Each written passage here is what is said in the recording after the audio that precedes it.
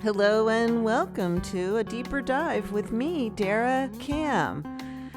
Thanks for joining us today. We have a special guest for you, State Senator Jason Pizzo, a Sunny Isles Beach Democrat who will be taking over as Senate Minority Leader after the 2024 elections. We'll talk about the race for president. We'll talk about Senate races. Stick with us. You don't want to miss State Senator Jason Pizzo.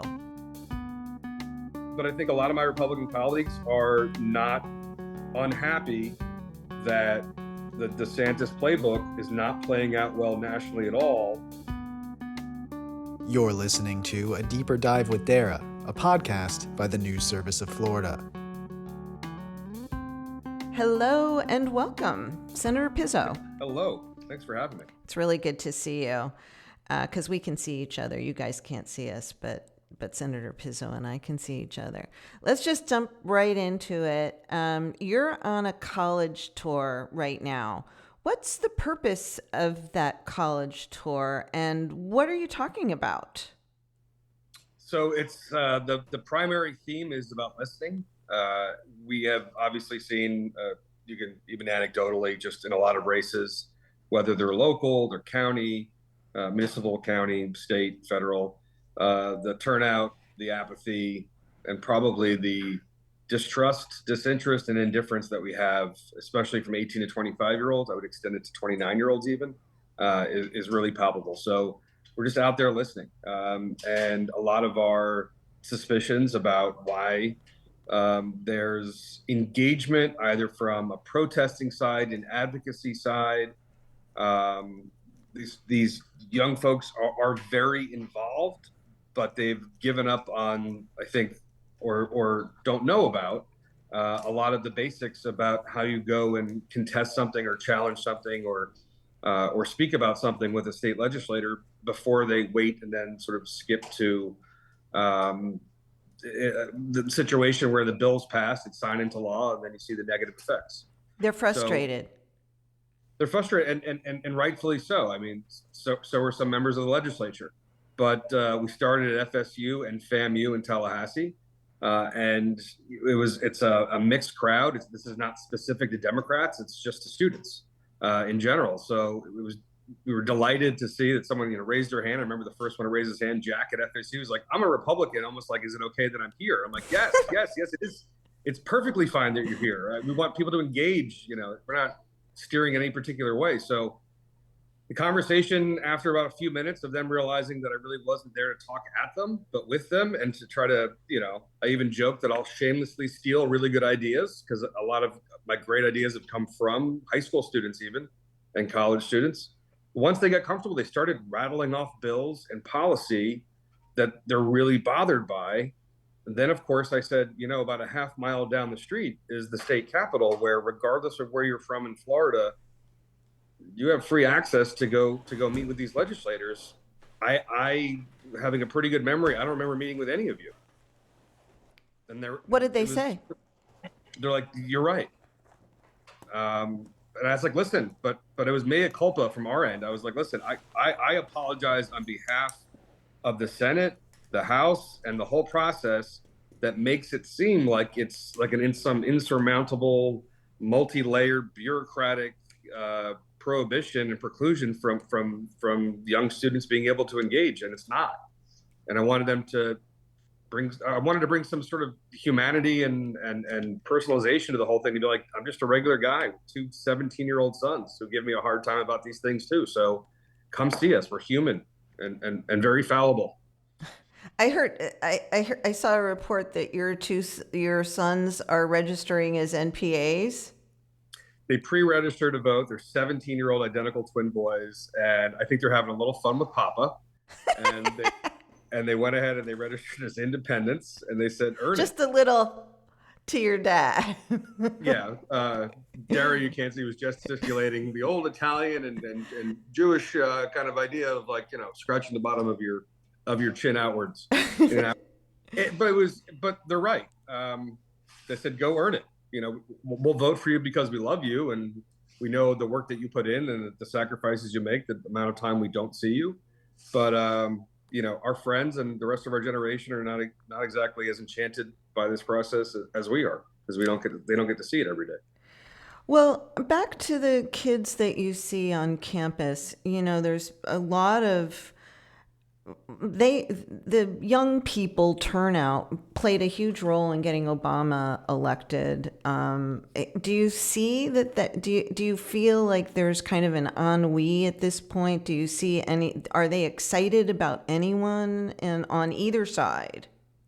So it's a great question. And those of you who don't speak French, ennui is a word for boredom and malaise. I'm so fancy. You are kind of fancy. You are kind of fancy. That's definitely an SAT word. I don't think we've quite reached the nadir. See what I did there? I threw in another SAT word. Oh, we are going to have fun with words today, my friends. Yeah, we're going to have fun with words today. Let me say this. I'm now kind of, as an impatient optimist, and because it's a listening tour and not a talking tour, none of these people can vote for me. It's not, this isn't campaigning. I sort of pose it this way. I said, listen, many of you that have watched anything, whether it's TikTok, YouTube, History Channel, documentaries, movies, whatever, you'll remember a time in American history when great leaders, let's say, were assassinated. In 1968 alone, you had Martin Luther King on April 4th. Mm-hmm. And then June of that year, you had Bobby Kennedy. Right. And a whole nation mourned. You had people that were distraught. You remember pictures of young college students when JFK was assassinated in 63. They're overcome with, even Walter Cronkite, who kept it straight and cool, was visibly upset. And I said, can you name somebody in elected office today that you would feel that kind of way or have that kind of visceral reaction and be overcome with sadness, much less line up on railroad tracks to watch the body being taken, on a train across the country? And one person was very honest the other day, and she said, yeah, it was Taylor Swift. Okay. I asked the same question of adults. And, a few weeks ago, I was in a town hall meeting with about 100 plus people, and I asked that question, and a woman raised her hand, and I said, Obama doesn't count. He's not elected office anymore. And she put her hand out and started laughing. How'd you know I was going to say that? So what we're realizing, and we've been doing quirky, different things, no particular playbook. We pivoted and did this like calzone night thing where if people showed up, we were going to do it as a voter registration thing. I just wanted it as an engagement. So we ixnayed the registration part of it, and we just had them show up. And I basically stood at the door in Tallahassee at DPDO, and I was like, do you know who your state senator is or your state representative? And every 9 out of 10 kids said Ron DeSantis. And then remember later in the evening, one guy like slapped his buddy in a playful manner and was like, no, it's not you idiot, it's Marco Rubio. And it's our fault too on the whole civic stuff and the whole layering and the hierarchy and the chain of elected sort of command. It's on us that we don't engage. But what I've been leaving as a takeaway for all of these groups is, listen, there's a lot of people, individuals and entities who capitalize on the idea that they know that you won't participate when it matters. And you all are very engaged with things that are trending, whether it's sneakers, media, concerts, whatever it is. One young woman was like, I tried 3 times to vote. I went to 3 different places and I couldn't figure it out. I said, how many concerts have you been to this year? She's like, a lot. And I go, I assure you, you knew where your seat was, what section you wanted to be in.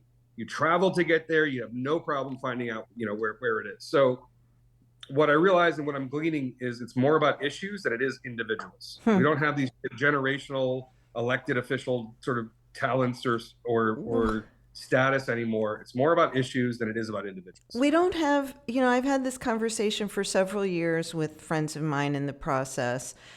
They're about the lack of a statesman. What is the last statesman in Florida that you can name? There have been, but more on a micro and not a macro level. That transcends different generations. Lawton Childs. Absolutely. So let me give you that's a perfect segue. Sorry, I answered the question, then I answered it. you gave the short and efficient answer. But one of my former legislative aides, she just left to help us with finance with Senate Victory arm of campaigning. She started with us, Kayla, when she was 19 years old as a poli-sci major at FSU. And she had Walk-in Lawton, the biography, dog-eared, labeled, with sections and bookmarked and frayed and read and referred to a number of times. And so, yeah, that is definitively the last person. Mm-hmm. There's so much talk and conversation about the voter registration shift, where it was held by Democrats for so many years, and it was in the mid six figures at one point, several 100,000 more Democrats than Republicans. And the big talk is how it's shifted, and it's now that the balance has shifted to Republicans. But then when people bring that up, I say, listen, well, what did we do? What were they doing when they had 400,000 or 500,000 voter registration advantage? Because I don't remember a Democrat getting elected to governor in Florida since 1994. That's what I was just going to say. Governor DeSantis won by a 20 percentage point margin before the 700,000, in and around when the shift was happening. Then, right? And with a few 100,000 voter advantage, we still lost. The Democrats still lost the 2018 with 32,000. That's right. So I think it's neither something, that particular issue, the number itself, is neither something that Democrats should lament or Republicans should celebrate, because it's more about, I'm learning it's a lot more about voter motivation than it is registration. And what are you doing to motivate them? Actually giving people a voice. And it sounds kind of cliche and corny, but if young people, especially 18 to 25, believe they can participate in the process, and again, I don't care which side of the aisle, which philosophy, ideology, background, as long as they're sort of engaging,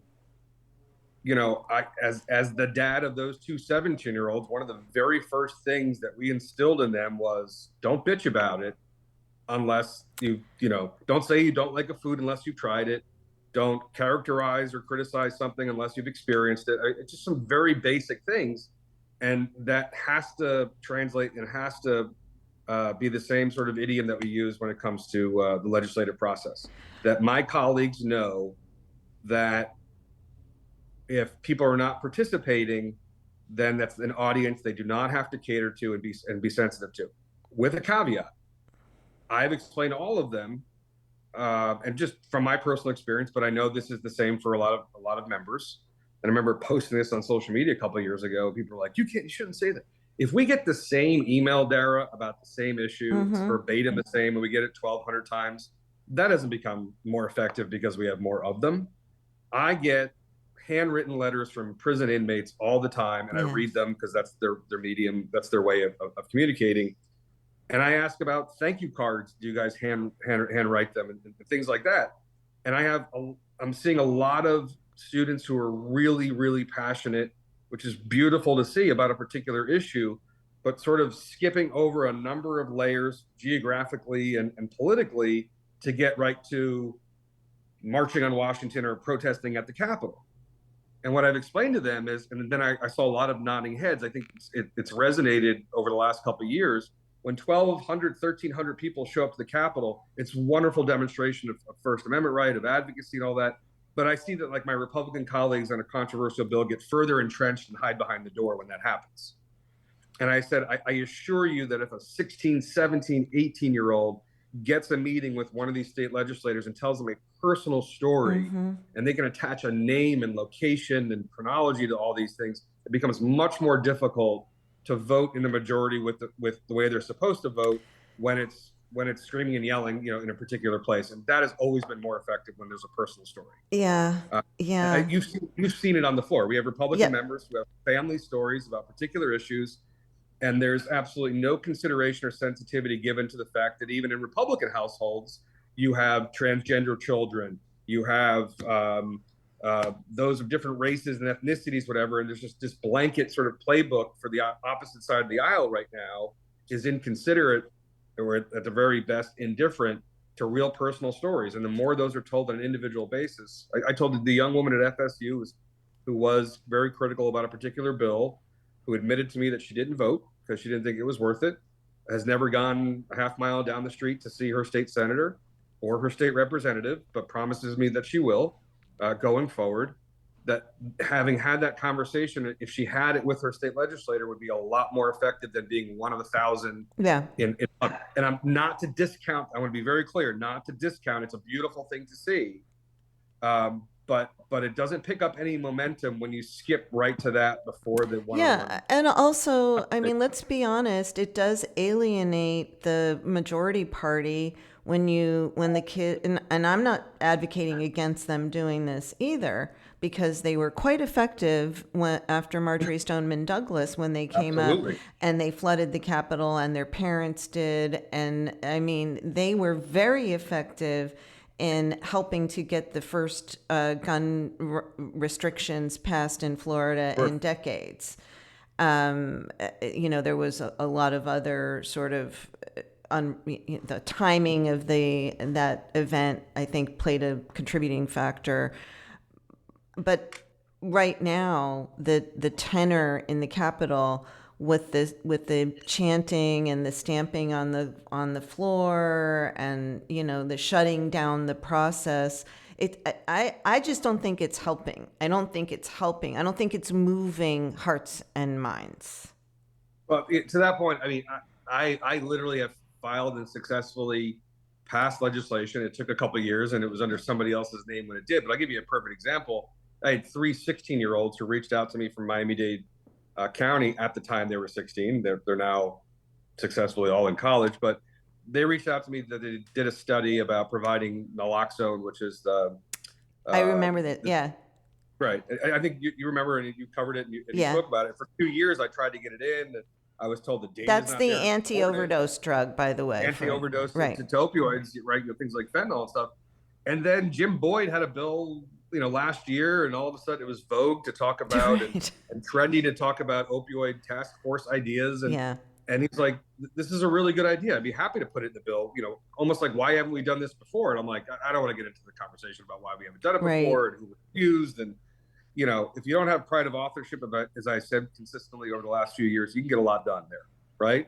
So just before our meeting, you and I meeting today and having this podcast discussion, I texted another Republican colleague of mine with a little snippet of a bill that he's filing. And I go, you thief. Because it's a bill I literally verbatim filed last year. And he's like, oh, we can be co-sponsors. I go, I'm just kidding, man. I'm just busting. I'm well aware and well versed on the idea that we'll pose good ideas and somebody else needs to pass them because they can't give a Democrat credit. That's where we are. But here's what bothers me, Dara. Those 16-year-olds gave me that idea for naloxone to provide in public schools to prevent overdoses of kids because they had friends that were overdosing in schools. Mm-hmm. That polarization and partisanship held up the administration and provision for naloxone in schools because of political purposes, which literally cost kids' lives. And that's that.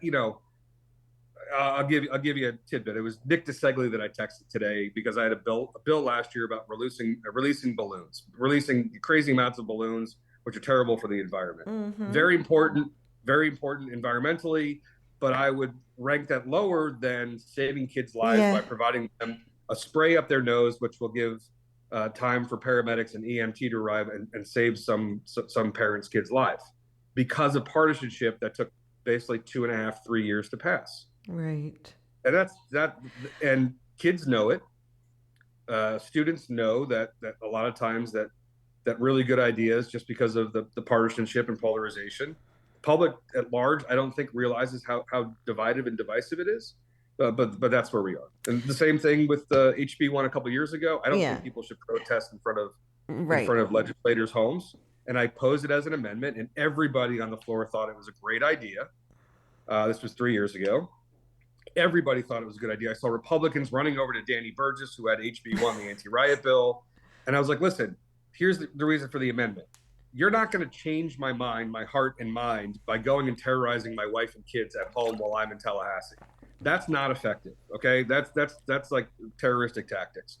So I just, and we saw it done at Marco Rubio's house. Yeah. We saw people being accosted in restaurants and stuff, and mostly on the other side, but I'm sensitive to the idea that that's not really effective.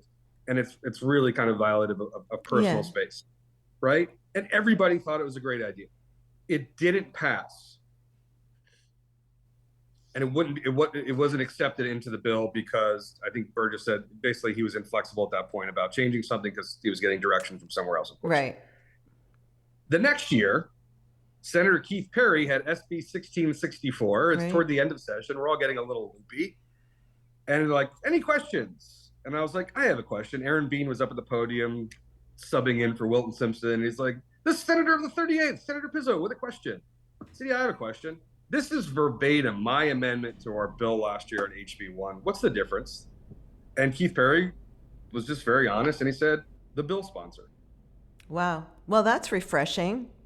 The honesty was refreshing, and then everyone started laughing, and I looked around the room, and he asked me if I wanted a follow-up question, and I just sort of just looked around the room like, that's funny to everybody. Like, ha, that's funny that a really good idea that had bipartisan support could not pass because it had your name on it.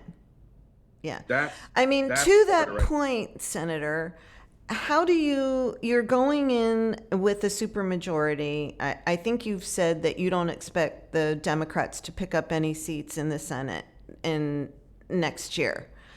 So correct me if that's wrong. But if you still have a supermajority when you're leader, what do you do? How can you be effective if they're not, if they don't want a bill because it's got your name on it or another Democrat's name on it, then what do you do? So a lot of what I've been doing for the first 5, now going into my 6th session, killing bad bills behind the scene, making them not as bad, right? And then other ones that are making not as bad. And I know that you and I have spoken about this over the last several years, where you saw a first draft of a bill. I think the public gets the bill number in their head and the content of what was disseminated to them or what they read. And I'm mindful and I'm realistic about the expectations of people's attention a lot and attention span. I think only my mother tracks bills, like, that's outside of the legislative process, to see that it's wildly different or markedly or materially or substantively different. But a number of bills that I've touched are very different when they're done, like very, very different. But mostly I do that sort of behind the scenes. Of particular interest is any kind of further preemption locally on the short-term rental space. And that bill has just mysteriously died every single year. Yep. Last year was a perfect example. The first year that we were there, the Airbnb bill, I've been tracking that one, dogging it for years. Right. So I think it was 11/28 that Manny Diaz had like my first or second year, and they were ready to present it on the floor. And I remember him sitting there talking to him. I go, you realize that, like, if this bill passes, how many thousands of people will lose their homestead exemption, right? Because 60 days or more over 2 years that it's out for rent, they're going to, and there was like a kind of look. It was like, can we like table this and maybe like, think about doing something different? So it went away. A couple other iterations and permutations. Last year was like a perfect example of the nonsense and the middle school mentality of a lot of this. Nick DeSegli has the bill on the floor. It's SB 714 or 724. It's a couple thousand bills, so forgive me but I think it's 714 or 724. And we're in the Senate and we're ready to vote on it. And I asked one question. I said, I do have a question. In this section right here, it says that if there are 3 or more violations, that possibly the unit could be, up for suspension or taken off the rolls, as a sort of punishment or punitive measure. Right. And he said, yes, that's correct. I go, okay, I just wanted to be clear. I also, just as a follow-up question, or maybe I made it as a compound question, which I do when I'm told I'm only allowed to ask one. I said, those 3 violations can also occur within the same calendar day. There could be 3 different. One could be noise. One could be, right. Right? And he goes, yes. I think that's accurate. Well, what happens? It goes back to the House. They were watching me ask that question. It's flattering. They went ahead and redrafted that section, voted on it, and sent it back to us. And then all of a sudden it comes back, and I go, hold on a second. I go, Senator DeSegli, they were like, oh, the in messages, the House is back. If the bill is back from the House, it's in messages. Can you explain if there are any differences, whatever? And Senator DeSegli was honest, and he goes, yeah, that section that was 3 violations has now been changed to 5 or more violations, and no longer one particular day. Is it possible? It has to be like, and I'm going from memory here, so forgive me.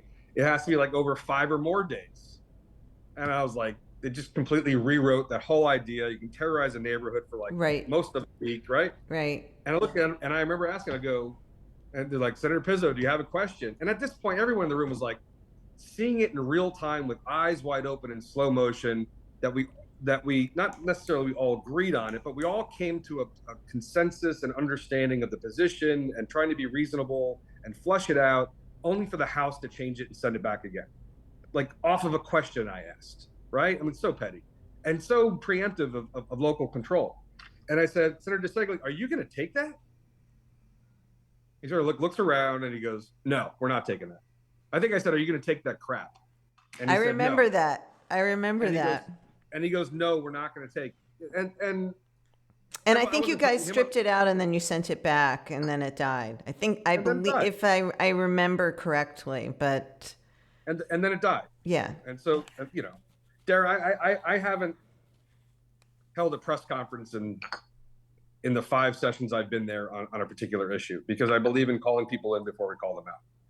And where I've given people an opportunity to see something or explain something, very often I'm mediating between 2 of my Republican colleagues on a particular issue or explanation of stuff. Also,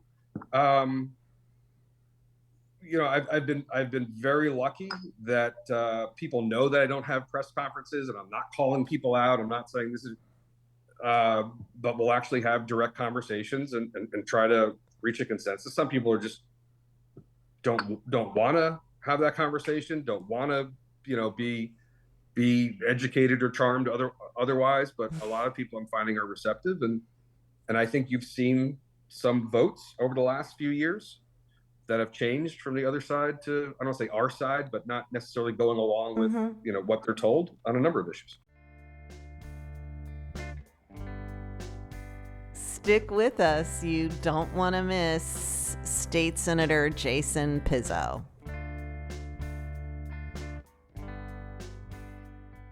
Do you know a rising star in state government, politics, advocacy, business, labor, or media? Nominate them for the News Service of Florida's 40 Under 40 Rising Stars Awards. This year, the News Service of Florida will recognize 40 individuals under the age of 40 who have already distinguished themselves in their fields and are on their way to amassing accomplishments well beyond their age. They have made great strides in their career in Florida government and politics and hold the promise of a bright future. Sounds like someone you know? Nominate a friend, client, or colleague for this honor. The class of 2024 Rising Stars will be featured in a special digital feature. Qualifications: must be 39 years of age or younger as of January 2024 and must work and or live primarily in Florida. The nomination deadline is November 15th, 2023. Please send nominations to lblake@govexec.com. That's LBLAKE @govexec. That's GOVEXEC.com. Here at Deeper Dive, we want to hear from you, the listeners. We invite you to send your questions, comments, and feedback to our mailbag. You can reach us at deeperdive@cityandstatefl.com. That's deeperdive@cityandstatefl.com. Get your 2 cents in by sending us an email. Welcome back to A Deeper Dive with Dara. Well, do you think you're going to see more of that? The legislature, the Republican supermajority, has been very compliant with Governor DeSantis's wishes. They've been very much in lockstep with his, I don't want to say demands, but with him in general. Let's talk a little bit about him. How long do you think he stays in the presidential race? And how will his candidacy affect what happens with the 2024 elections and what happens in the legislature post 2024? Does that make sense? That's a compound question for you. No, so there's 3 parts to that, and I'd like to take them back, going back. Okay. So the culture wars of CRT and woke and AP African American history and transgender athletes that we did a couple of years ago. got everybody. I mean, unless you're hiding under a rock and not watching or familiar with the process at all, he's very successful in consolidating all three branches of government into one. Yes. I've been into one. saying that for over a year. Yes. And longer than a year have I been saying some of the bills that I think I said it 3 years ago. One of my aides sent me a clip because I said it publicly, and then they actually sent me the clip of me saying, I go, what are we doing? I go, these are like things you say on a trail in Iowa one day. This isn't something having to do with improving the lives of our constituents in Florida. This is like something you hear on a campaign trail. I think it said in 21, 22. You say that a lot. I remember in the immigration bill, my first year, SB 168 that Senator Gruters had, I simply asked him, and thankful to President Galvano at the time, who insisted that I get an intellectually honest answer. I said, I used to handle bail and bond hearings, and we had ICE holds for undocumented or illegal immigrants in the court system. And I was the largest of 20 circuit court systems. Which one of our circuits, which one of our districts are violating this right now? And Grutter said, well, that's the beauty of this bill. We'll have the uniform. I go, no, that's not my question. My question is, because we're supposed to file bills to improve people's lives, to correct and remedy and cure big pervasive problems, either in the immediate or long term. But what problem are we having in any of the 20 judicial circuits right now with this issue, that this bill? He goes, well, that's the beauty of it. And then Galvano goes, Senator Pizzo, I go, respectfully, President Galvano, the question's been asked, but it certainly has not been answered. I'm getting this. I go, this is, and I said to Gruters right there on the floor, my first year, I go, this isn't organic. This isn't something that's important to you. This is something that you were sort of handed that's rather disingenuous and part of some larger ideological playbook. You've been chastised from the podium on several occasions for saying similar things about similar bills. I've heard you. Yeah. So, Dara, here's the thing, and maybe I think probably it's partly my fault because I didn't rise through the municipal, county, state house ranks. I didn't kiss anyone's ass to get where I am. I just worked really hard and told the truth, and it stings a lot. So I've been cut off on a number of occasions. I can list a number of occasions where the next question or the answer to the question that was posed and still unanswered was going to be very uncomfortable for some people. And I grew up watching more congressional and Senate hearings where people got to be a lot more inquisitive and got to demand answers within a time frame, not within a content level. And I also come out of the criminal court as a state prosecutor where I couldn't bullshit the court, the judge, the way that people do every day. And if you get to say whatever you want to say and you're not held to be accountable or give an answer, that's certainly not flushing out, bills and ideas in a democratic way. Senator Baxley, for instance, had the first "Don't Say Gay" bill, right? The K through third bill. Right. I remember Senator Brandis had what I thought was a wonderful amendment, which was, why don't we just not talk about sex at all with kindergartners to third graders, right? Because I don't want you talking to my kids about any type of sex, whether it's heterosexual, whatever it is. Don't talk to my kids about it. And then, that bill was only 1,312 words. And on line 92 of that bill, by the time it got to the floor, had two terms: sexual orientation and gender identity. So they're like, any questions? Yes. Senator 38, Senator Pizzo, do you have a question? Yes. So I said, Senator Baxley, I'm hearing all over the place, don't say gay, don't say gay. And your side saying it doesn't say gay. So I just have a couple of really simple questions. The first is, can you please define gender identity? And he says, I'm not prepared to give you an answer. Oh. I said, okay, can you define sexual orientation? And he said, and this is probably not verbatim, but really close because I'm going back a couple of years. He said, I'm not going to go down this path. Wow. Cross-examined, right? We're going to outlaw it, but we're not going to discuss it, what it means. Let's not talk about what it means, even though it's the basis of the whole bill. Right. And then it was like some combination of levity and joking, where it was I was like, do you want to phone a friend or somebody? Right. He looks at Burgess waving the microphone. Right. Burgess is an attorney and a smart guy. Yeah. And so he goes, maybe my colleague can help, or a phone or something like that. So Senator Burgess goes, I'll take a stab at it. Assisting in the definition of a principal material substantive term in a very short bill, right? 1/3 the length of the Constitution. And Senator Burgess gives sort of an explanation, all right, well, let me ask you, let's just stick with sexual orientation.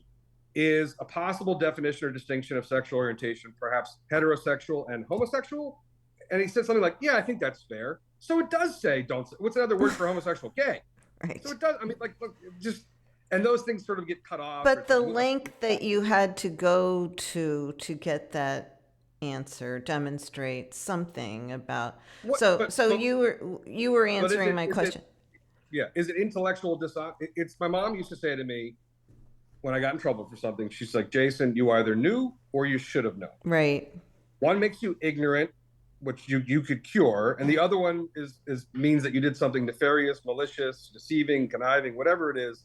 Both are very dangerous and unacceptable as my son. So at the upper chamber of the third largest state in the country, if I can't get a straight freaking answer on a really short bill with two terms that need to be defined, which is it? You don't know or you don't want to say. Fast forward to last year, Senator Yarborough, sweetheart of a guy, presents what becomes the extension of Don't Say Gay, becomes an extension of this. And I simply ask, do you have a definition for these terms? Because I had a hard time getting one last year, the year before. And we were all told, and it was the truth, that I guess the Department of Education had not yet promulgated an actual definition to those terms. So here we are with a new iteration, new permutation of bills floating around, extending and expanding the ages to which this applies, and yet still sitting without a definition. And I think he was like reading from his phone or a piece of paper about some definition he found online. So what are we doing? So the question was about how the governor's success or lack of success. So all of these issues, the CRT, I never heard of critical race theory before they made it an issue. I don't think I can still define woke, right?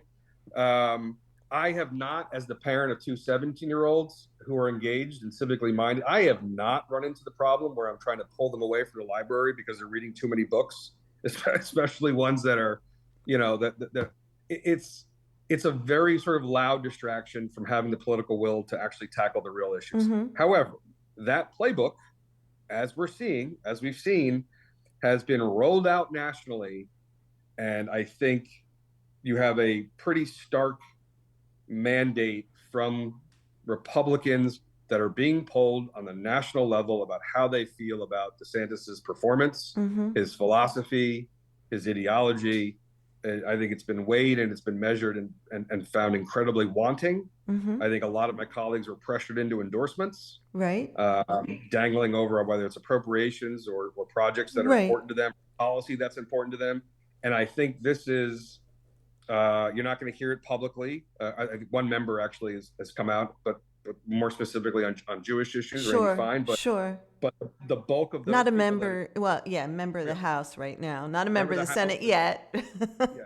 But I think a lot of my Republican colleagues are not unhappy that the DeSantis playbook is not playing out well nationally at all.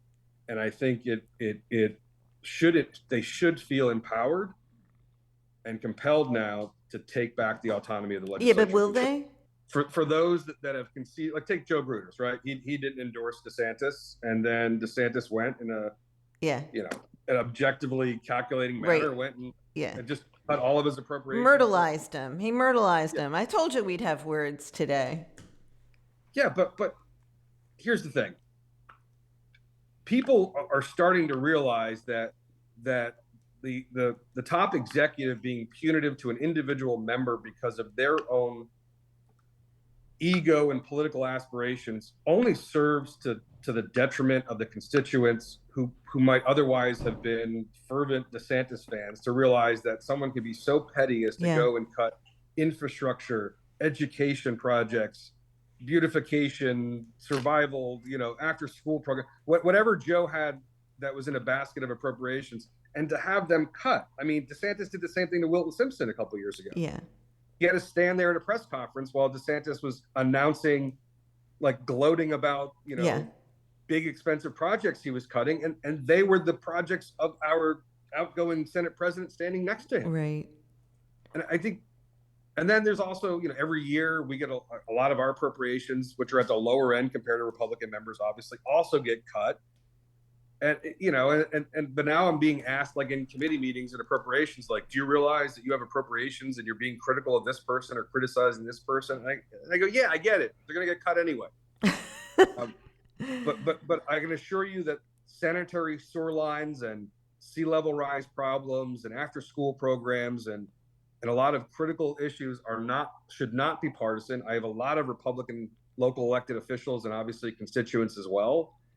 And they're the only ones that suffer from all of this chicanery that happens up in Tallahassee. Oh, nice one. He got me on chicanery. There's like 16 more things I want to talk to you about. So I think he comes back. At some point. I think he's sticking it out all the way through.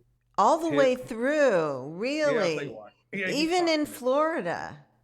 He's pot committed. The plan is not that he's going to surpass in polling or in support. Nobody is praying more for the demise of Donald Trump every night and every morning when he wakes up at his bedside than Ron DeSantis. So the plan is that he's physically or legally incapable of performing is really the only way. But he's pot committed. Well, okay, that's interesting. I've heard people say my feeling. Okay, no, I'm marking that down. Okay, so how about you? I have heard conflicting stories about whether you plan on running for governor or not. I saw something in a Florida politics story that said here's the quote from you. It depends on who's going to run on the other side. If Matt Gaetz is running, I run.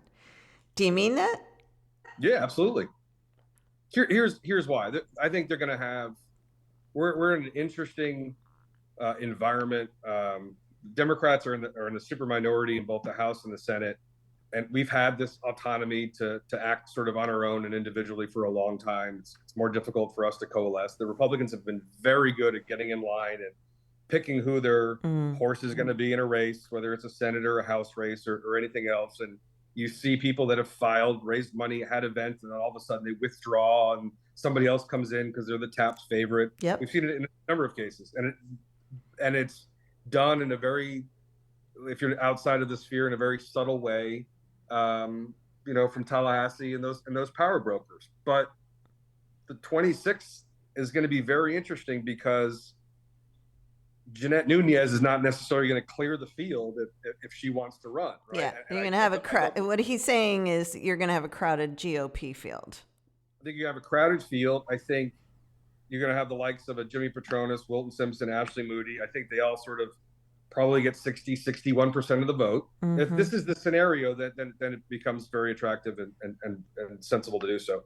Then you might have somebody, a firebrand like a Byron Donalds or somebody as well, or I can think of a couple other people that probably gets 17% of the vote.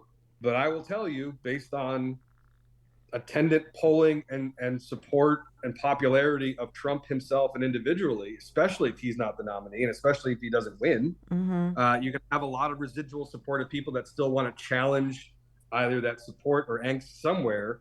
And I think somebody like Matt Gaetz absolutely emerges from a crowded GOP 26 primary with 23 to 25% of the plurality vote. Wow. Remember, you don't need a majority and there is no runoff. Right. So I think he'd get 35% today. Wow. Now, go fast forward to you asking me, is that something I would consider? If he's the GOP candidate in the general, yeah, I like Pizzo's chances versus Gaetz. Yeah. If they were smart, and I think they're getting to this sort of gluttonous, selfish, for whatever reason, and whatever, if they just ran Ashley Moody, I think she would do very well. She's gotten 37,000 more votes than DeSantis did, I think, in both elections, right? So you're not going to run against Ashley Moody? I don't. Here's the thing, to clarify those comments, things you've heard, people getting criticisms about trying to be very intellectually honest about even races that we have in the Senate, which I hope you'll ask me about, so I can clarify and expand upon those. Okay.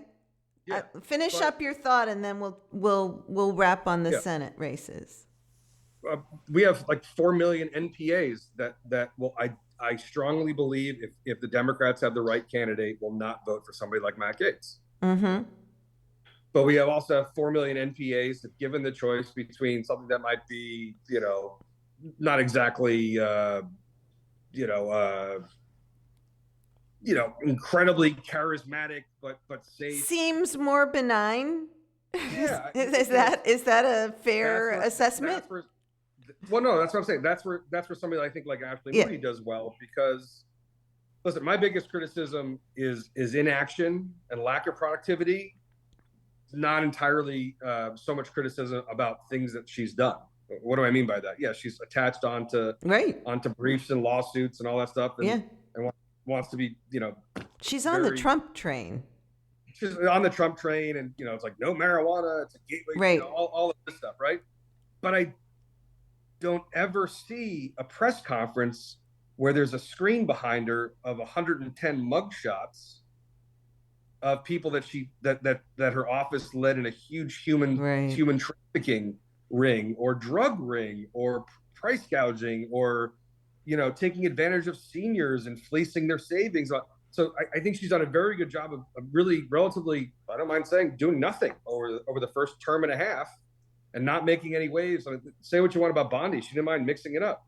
Jimmy Petronas, he's a sweetheart of a guy, but I mean, when's the last time he stood at a podium and talked about the creation of 5,000 jobs because of the relocation of a major corporation in tech or agriculture or anything in the state of Florida in the last 6 years? Zero. Absolutely zero.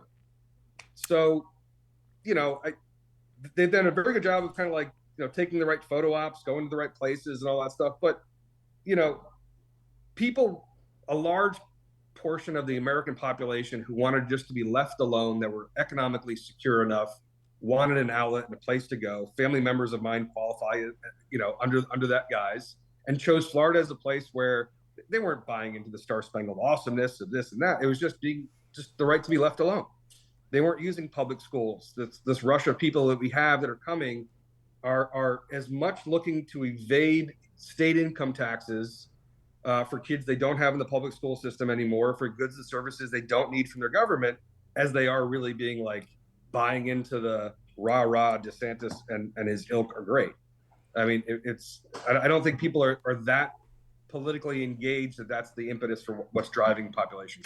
Okay. So let's talk about the Senate races. Sure. So we have 12 seats right now, 2 possibly competitive races. That would be SD3, which is Tallahassee. That's Corey Simon's seat. That's the one Lorianne Osley held for 1 term, right? Correct. And the other one that by the numbers would actually be mine. So it's unselfish of me because I'm not looking for statewide support. If I should draw a challenge, I'm in a +14 Democratic district. Lorianne Osley was in a we'll call it purplish, but also what would otherwise be a Democratic district. Turnout was horrible. I know a lot of people think that drivers will be, if marijuana's on the ballot, reproductive rights are on the ballot. I am incredibly mindful and skeptical of the Florida Supreme Court with their ability to render a decision in February and call things vague and and weigh in on certain things. I also am concerned. I'm predicting pot's not getting on the ballot, just FYI. You're what? I'm predicting pot's not getting on the ballot.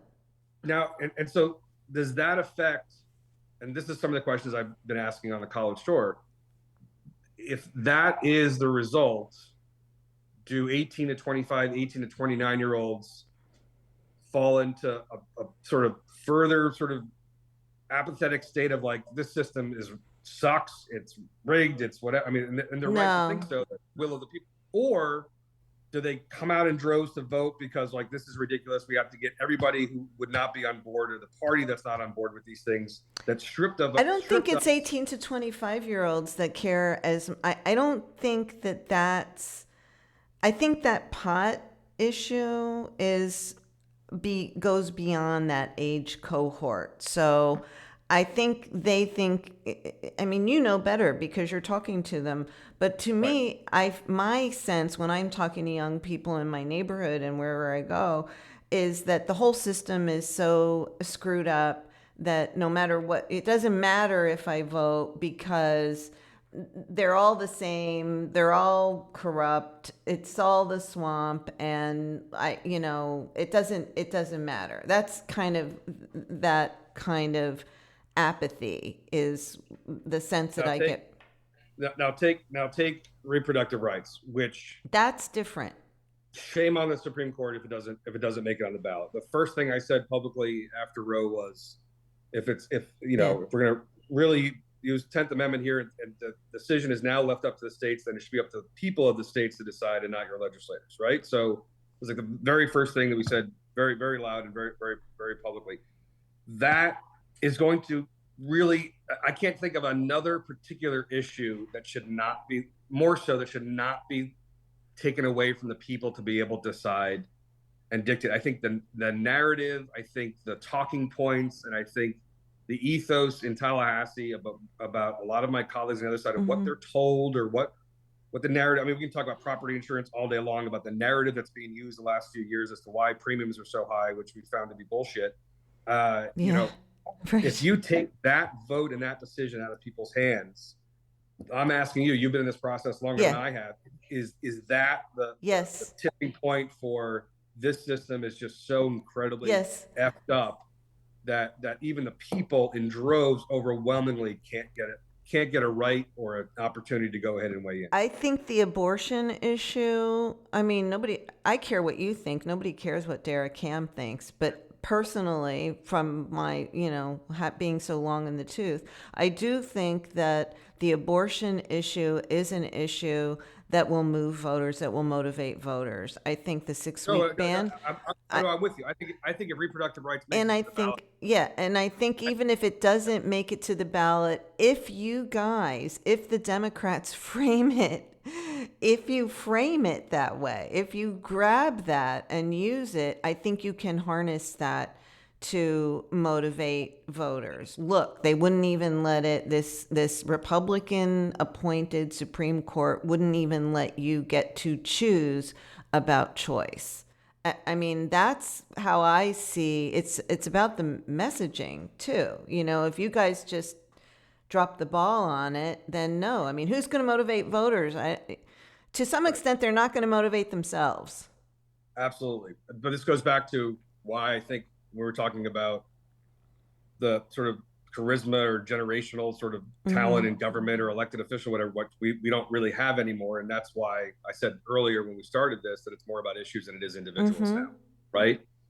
Of course, you're going to have to find that person you believe is the best conduit to convey and to fight and to stand up and effectively legislate or move the needle on that. But again, I think it does come down to issues. So here's the clarification, if you want to call it that for a lack of a better phrase, as it relates to my position on Senate races coming up in 24. Okay. The two flippable seats, one potentially is SD3, which is Leon County is one of several counties that it's in. The other one that's flippable is actually mine to flip to Republican because the performance in my Senate race, in my Senate district in 22, DeSantis actually won in a double-digit plus blue seat. So here's what. That's because the turnout was so crapola. Yeah. And listen, I think you and I have discussed these numbers before, but this whole red wave thing is also, I would concede, a bit of a misconception. There were over 1,065,000 new people on the voter rolls between 2018 and 2022, but 455,000 people fewer voted in 22 than voted in 2018. In Miami-Dade County, that went red, and it was a big story. There was like 96,000 voters in 2018, but like 90,000 fewer voters with about 180,000 new people on the rolls. 90,000 fewer voters in 22 than there were in 2018. That's not a red wave. That's blue apathy. Right. And so here's what I'm doing, which I think is fairly selfless, but I'll take all the slings and arrows, and I see them all on Twitter already today and over the past few days of a lot of people in I guess that are Democrats, Democratic Party, whatever, criticizing what I say. They're hammering you. I'm I'm fine with that. Here's why. It'll take a long time for them to realize, I guess, why. But maybe if they listen to this, they'll understand why. I'm setting up the entire caucus for 26. I'm setting up for when we actually have real competitive races, building an infrastructure, raising a lot of money. And Dara, here's the thing. I see the criticisms and the slings that are being thrown. I was the largest individual donor to Democratic races in the state of Florida last year. You FJA personally? was the largest. I personally was over, I think it was $1.2 million. Wow.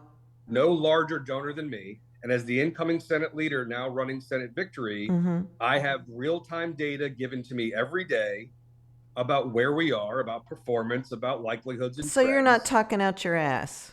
I'm not. And for anybody like for today who wants to criticize or bitch about, let's talk about the Tallahassee seat. That will cost $7-8 million to successfully turn. And if anybody up there thinks they can go and match what we would provide and go raise $3-4 million, call me, slide into my DMs, and I'll be happy to match that amount. But people talk out of their ass and talk a really big game. But, I asked those same people, how did we lose that seat? What were you doing and how are we up? So I traveled thousands of miles on the road last year because we had a competitive primary, unfortunately, here in Broward County. Our sitting leader had to go spend $2+ million to defend her seat, which was just for 2 more years, which we lost the opportunity cost of her being on the road with us and being able to raise money for other races. But we spent millions of dollars. I spent hundreds of hours with candidates, driving thousands of miles. And after FJA, I was the largest donor to Democratic races for the entire cycle. Right. Okay. So I'm not That's sitting the here. trial lawyers. This is not an academic exercise from my iPhone while sitting on my couch, in between commercial breaks. Right. Nobody puts more hours in than I do. Nobody's more dedicated to this than I am. And I refuse having that information to be intellectually dishonest and to bullshit donors, advocates, and constituents. I'm not going to, and for too long, too many times, people in my position have gone ahead and looked people in the eye and talked about how a race was winnable and how they were going to do this and perform it.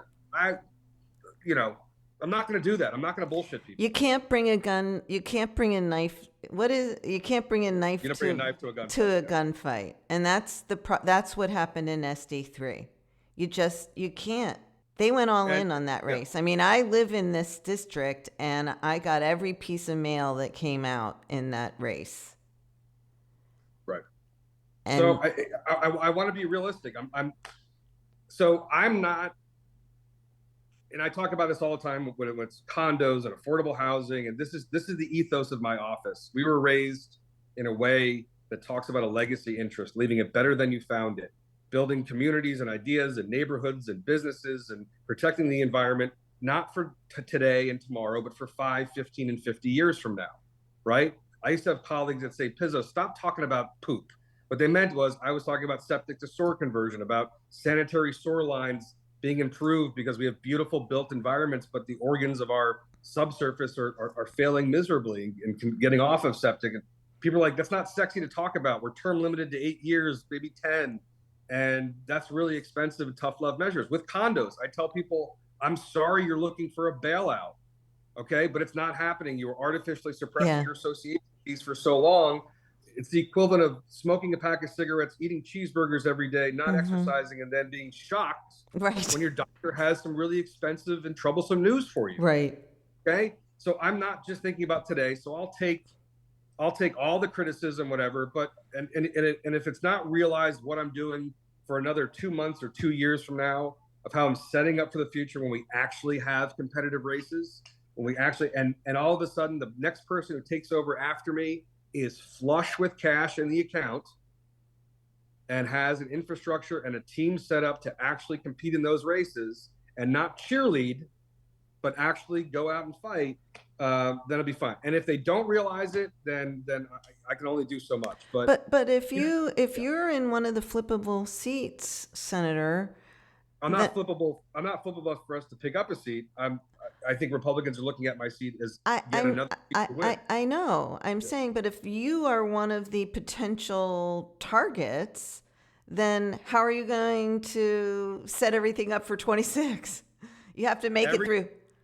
Everything that we are raising for, and we're honest with donors, especially large ones. We're going to have donors that are going to be participating more, I think, this upcoming cycle and this upcoming year or so than they did before, when they were basically told and threatened that if they donated to particular candidates or races, that they'd be punished at the legislative level. Those are actual conversations that were had. I know. And I think you know what I'm talking about. Yes, I do. If I'm able to look at an organization or an individual and say, listen, you don't have to be worried about threats. No one's going to be punitive. There is no particular race that all the bulk of this funding will go to. So you don't have to worry about pissing people off and all that stuff, is actually a breath of fresh air. And I will tell you, our largest donors are not happy with our prior performance. They're not. And I don't think our constituents, Democratic supporters, are happy with our prior performance.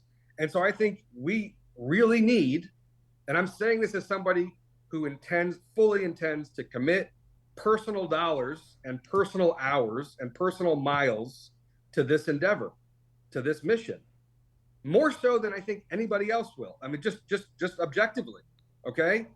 And making that sort of that commitment to that effort, I'm not going to bullshit myself, because I'm not trading with your dollars or somebody else's, or your time or somebody else's. I'm not asking anyone to make a sacrifice or a commitment that I'm not willing to do myself. And since I am the one willing to do it as much as anybody else, I want to be honest, and I want to be intellectually honest. We need to rebuild. We need to establish an infrastructure that's of a team and talent and people and a bench. We need to recruit really good candidates, and we need to vet them, and we need to help train them. And last cycle, we had some people that people were really excited about, even in House races, and they just didn't have the basics down about certain things. And that's our fault for not aiding and assisting. Somebody who's popular on Twitter does not necessarily translate to votes, in areas that we need them. Okay, if people could vote on Twitter, maybe we could change some of these races. The Republicans held a master class in gerrymandering, okay? And we have the districts that we have because they've gotten away with doing that, and we are where we are. And that's the truth. And people want to say, oh, put up the money, file to run. Otherwise, I can only explain so much if you can't see the writing on the wall. Well, there you have it. That is the man with the gravitas telling it like it is. Senator Jason Pizzo. He's not bullshitting anyone. He's telling the truth. Hard truths sometimes for folks to hear. But we're going to have you back really soon, and we'll talk about some issues. I really do appreciate you taking the time to visit with us today, Senator Pizzo. Promise you'll come back? If you'll invite me, I will. Absolutely. One quick question. Spaghetti, is it sauce or gravy? If it's on Sunday and it takes at least a day to make with a collection, especially of other meats, if it's then it's gravy. Okay. If it's something I'm whipping up, then it's sauce. Okay. Thank you very much. That is my burning question. Thanks again, Senator Pizzo. I hope to see you soon. Thank you.